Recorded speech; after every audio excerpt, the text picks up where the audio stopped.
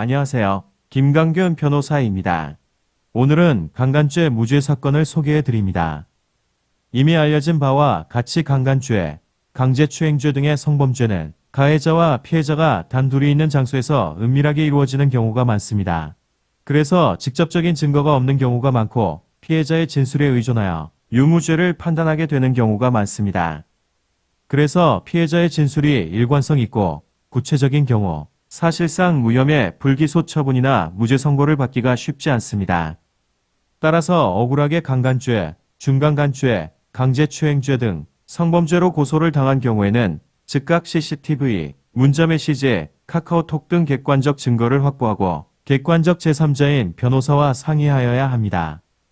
아래에는 강간죄로 기소되었으나 전부 무죄 또는 일부 무죄가 선고된 사건들을 소개합니다. 첫 번째 무죄 사건입니다.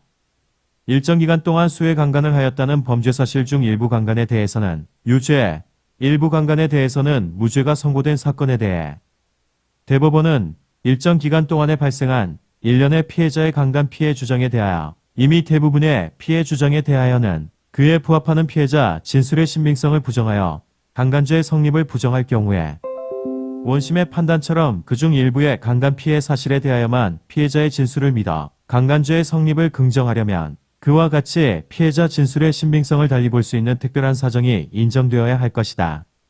그런데 앞서 본 바에 의하면 피해자는 2009년 10월 24일 이후부터 2009년 10월 31일까지도 그 이전과 같이 피고인을 계속 만나면서 일상적인 연락을 취하였고 피해자가 피고인으로부터 강간을 당하였다고 주장한 직후에 피고인이 운전하는 승용차에 동승함과 아울러 피고인이 구입한 고속버스 승차권을 이용하는 등 강간이라는 범행을 한 자와 그 피해자 사이에서는 쉽게 발생하기 어려운 행동을 취한 사정 등에 비추어 볼 때 원심 판시와 같은 사정만으로는 위 2009년 10월 28일자와 2009년 10월 29일자 피고인과 피해자 사이의 성관계만은 강간죄가 성립한다고 판단할 만한 특별한 사정이 있다고 보기는 어렵다고 할 것이다.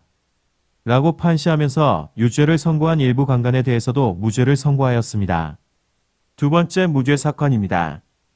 피고인과 피해자가 전화로 사귀어 오면서 음담패설을 주고받을 정도까지 되었고 당초 간음을 시도한 방에서 피해자가 여기는 죽은 시어머니를 위한 재청방이니 이런 곳에서 이런 짓을 하면 벌 받는다고 말하여 안방으로 장소를 옮기게 된 사정 등으로 미루어 본다면 강간 피고 사건의 피해자에게 가한 폭행 또는 협박이 그 반항을 현저히 곤란하게 할 정도에까지 이른 것이라고 보기는 어렵다 하여 이와 달리 유죄로 판시한 원심 판결을 강간죄에 관한 법리오해 등의 위법을 이유로 파기한 사례가 있습니다. 세 번째 무죄 사건입니다. 처음 만나는 남자의 숙소에 들어가면서 아무런 주의도 기울이지 않았으므로 여관인 줄을 모르고 방 안에까지 따라 들어갔다는 피해자의 진술은 도저히 납득할 수 없고 피해자 스스로 피고인의 연락으로 종업원이 갖고 온 담배를 나누어 핀 사실을 인정하고 있으며 피해자가 성관계를 맺은 뒤 화장실에서 샤워를 하고 있다가 전화벨이 울리는 바람에 피고인이 먼저 여관을 나갔음을 확인하고서도 안부를 묻는 종업원의 전화에 오히려 괜찮다고 하였다는 피해자의 행동이나 태도는 강간당한 후의 것으로는 전혀 어울리지 않고 만일 피해자의 주장과 같이 심하게 구타를 당하고 강간까지 당하였다면 당연히 도움을 청하였을 법한데도 피해자는 그러한 행동을 취하지 않았는 사건에서 강간을 당했다는 피해자의 진술을 믿기 어렵다고 하면서 무죄를 선고한 사례가 있습니다. 오늘은 강간죄 무죄 사건을 살펴보았습니다. 강간죄, 준강간죄, 강제추행죄 등 성범죄 사건과 관련하여 문의가 있는 분은 상담 바랍니다.